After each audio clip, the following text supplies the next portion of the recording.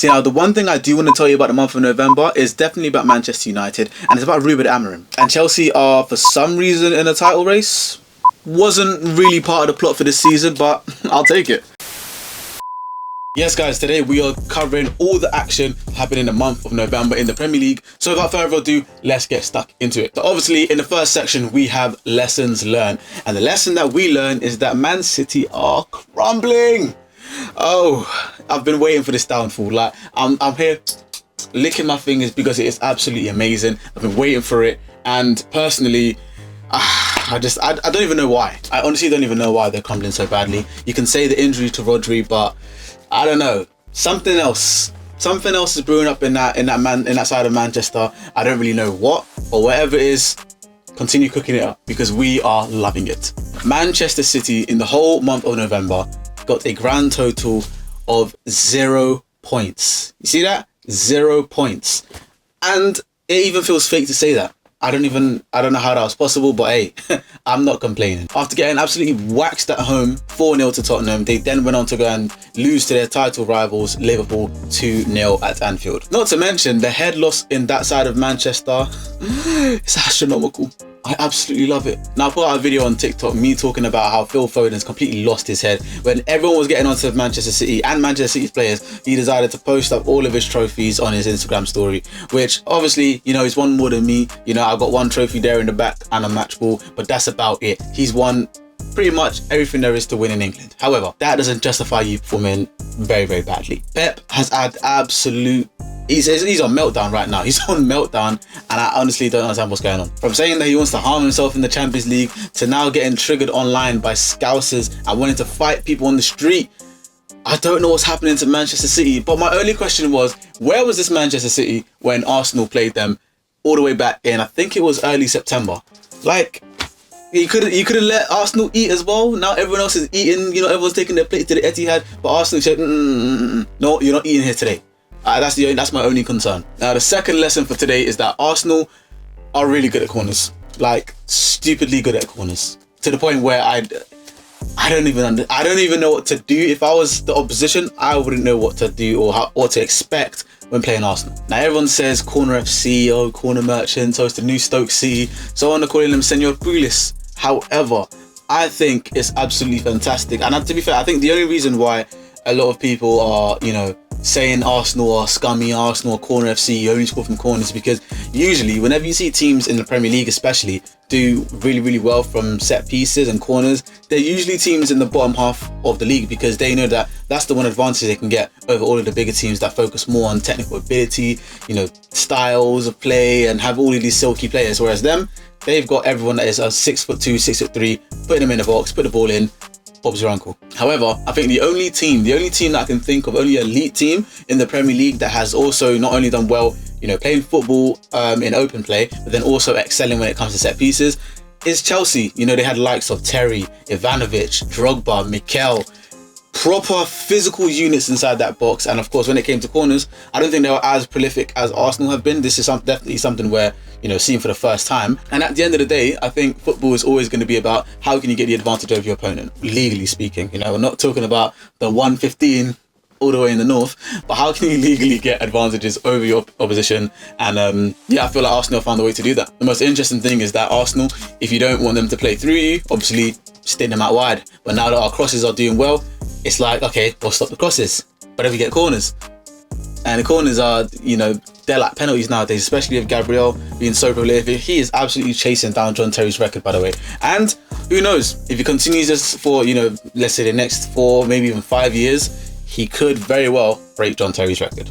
Now for this month's recap, I haven't really got too much to say in terms of VAR exposed. I was going to mention Liverpool getting very lucky with a final whistle against Newcastle when Newcastle were on the break, but that is December. I think the only thing that can, yeah, November, I don't know, they did kind of all right, personally. If I'm missing out anything, please do let me know in the comments below.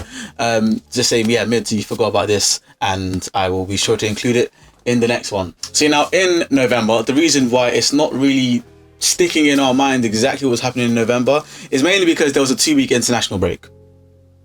Yeah, not fun at all. This roundup is definitely going to be more focused around, you know, what lessons did we learn, and I guess what sort of narratives have been made in the Premier League throughout the month of November. See, now the one thing I do want to tell you about the month of November is definitely about Manchester United, and it's about Ruben Amorim. So he had his first game as Manchester United boss in the Premier League against Ipswich Town away from home, which they drew 1-1. Then the week after, they had Everton at home and they absolutely pummeled them 4-0. And again, that was 1st of December, but it was the overall game week that was the last week of November. And the one thing I want to say is that Ruben Amorim looks like he's definitely shored up Manchester United defensively. I also think that he is definitely the one to, if anyone's going to do it, I think it's going to be him, basically is what I'm saying. Because it seems like not only does he have the charisma and, you know, the understanding and I guess the bit of humility to know that, yes, I'm coming into a big job. And like you said, there is a lot of work to do. However, the way that Manchester United have been playing, especially with this new sort of style with 3 at the back, I think the last time they played 3 at the back in the league, I believe it was under Louis van Gaal. But with this new 3-4-3 system that he's playing, I think, again, I said it on when I went on the Bench podcast, I said that Amad Diallo, Rashford and Bruno Fernandes would be 3 main players that would be revitalised by Ruben Amorim. And I think we're definitely seeing that more so for Amad Diallo. Because for the longest time, Amad Diallo was, he was under the thumb of Erik ten Hag and he just wasn't getting any game time. I'm not really sure why, because he was fit. And whenever he did come on, he did look like a threat. He was like, it's like, why wasn't Ten Hag playing this guy? So again, I don't know. I don't know. But it does look like Amorim is going to be the one to, you know, lead Manchester United to, I guess, better levels and better heights. Obviously, it's very early to say what he's going to do now. And obviously, there's been a whole game week that's been played by the time this comes out.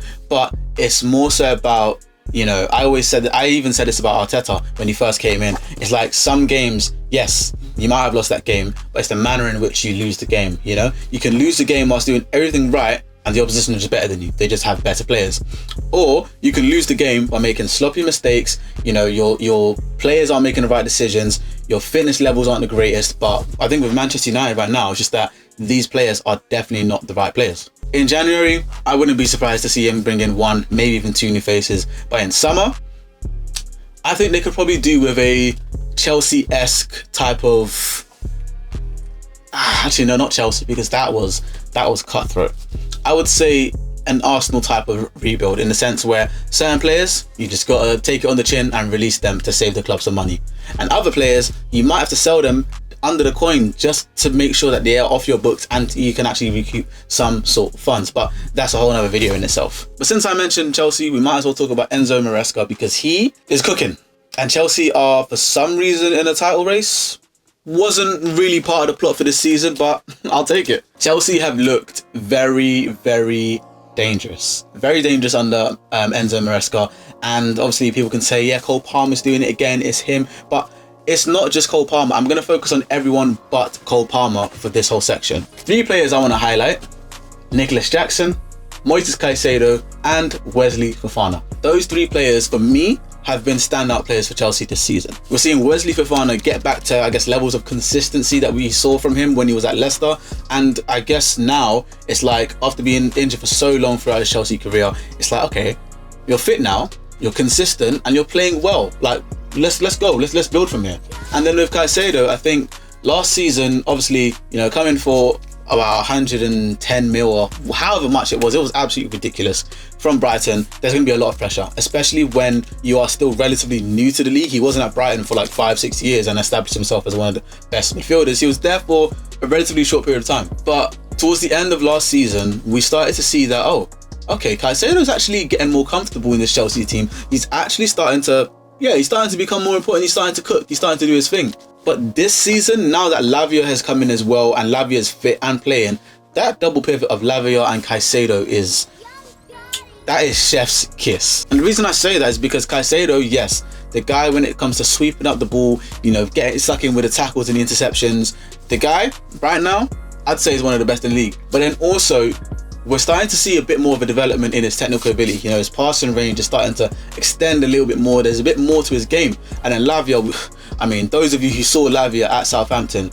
we know this boy can play. He is someone that can definitely dictate the tempo of the game. He's someone that can, you know, I guess from deep almost as a deep line playmaker, make those defense cutting passes, linking defense to attack, passing it to either Cole Palmer, out wide to Neto, Sancho, Madueke, whoever the hell is on the wing.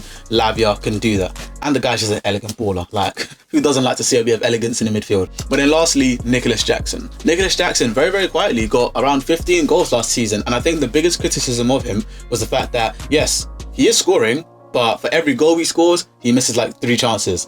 And to be fair with you, that is true, but I think this season he's starting to mature a bit more. He's learned a bit more about himself as a striker and also about how he's going to play in this Chelsea team. Like I said, by the time this comes out, other games would have been played. I think Spurs and Chelsea would have literally just finished, and I'm predicting Spurs to win because Spurs are inconsistent like that.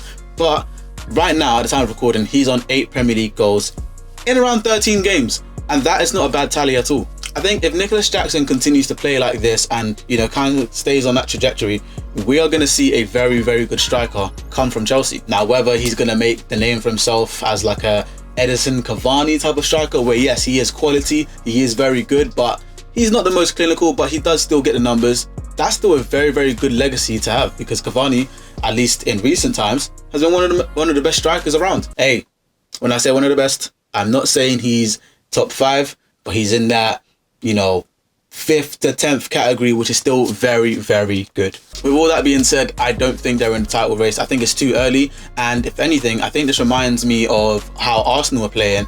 I think the very first season that they competed for the league, and the reason I say competed for the league is because it was an absolute shock. After finishing, I think 5th the season before, they stunned everyone in the league by, you know, chasing City, going first for so long. However, obviously in Chelsea's case, they're not first place and they're not leading for, you know, months and weeks on end. But I think it's similar shades in the sense where a lot of people thought that Chelsea were going to finish Conference League, maybe Europa League, and it's going to be bit and bit and bit and bit in terms of their progression. But this season, Enzo Maresca's got them firing, Enzo Maresca's got them clicking, and I did say I'd predict them 4th place on another podcast, but I don't know, they could very, yeah, I think the top 4 this season is definitely going to be Arsenal, City, Liverpool and Chelsea in no particular order.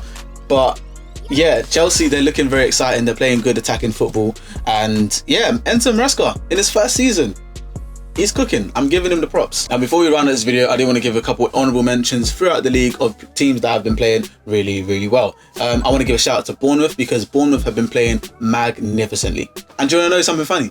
Last year, January, I said Andoni Iraola is a top manager. I said the way that he's been able to transform Bournemouth in a very short space of time compared to who I was talking about, Eric Ten Hag, how he still struggles to find a style of play. This Iraola guy is a very, very good manager. And to be fair with you, I think he can get Bournemouth to, you know, push up that league. And I don't want to say play Champions League football or even Europa League football, but I think they will be playing something very exciting very, very soon. I don't know. They already beat the likes of Arsenal, Man City, Tottenham, all at home.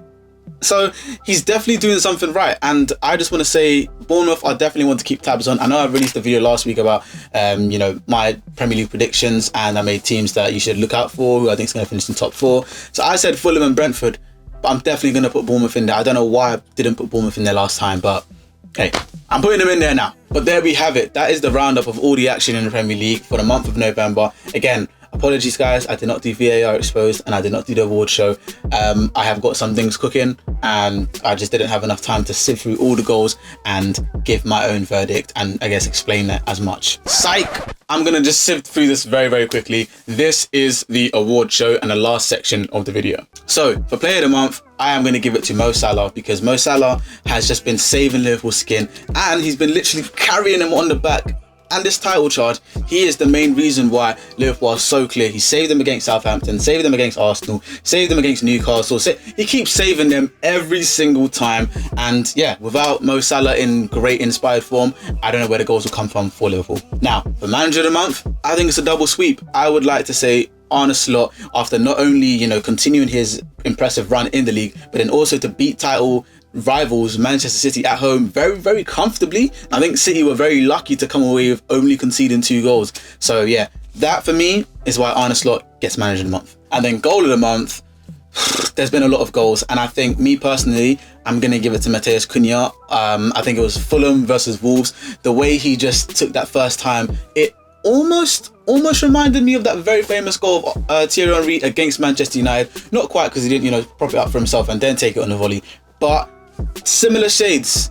Very, very similar shades, and Matheus Cunha's been inspired form. If there's anyone that's going to get Wolves out of the relegation zone, it's going to be Matheus Cunha. But I hope you guys enjoyed that very quick and I guess very extensive on the lessons learned November recap. Comment down below your thoughts below. Subscribe to the channel. We're trying to, you guys have been making moves, absolute moves. MB United is going to over 1,000 subscribers. So I want to say thank you very much for that, guys. I really, really appreciate it. Make sure you check me out on my socials. That is going to be there. It's all the same. MidsMB on Twitter, TikTok, and Instagram. And I upload clips and everything football related, really. Some of them comes on here, some of them don't. But yeah, stay tuned to that, and I'll see you when I see you. Peace.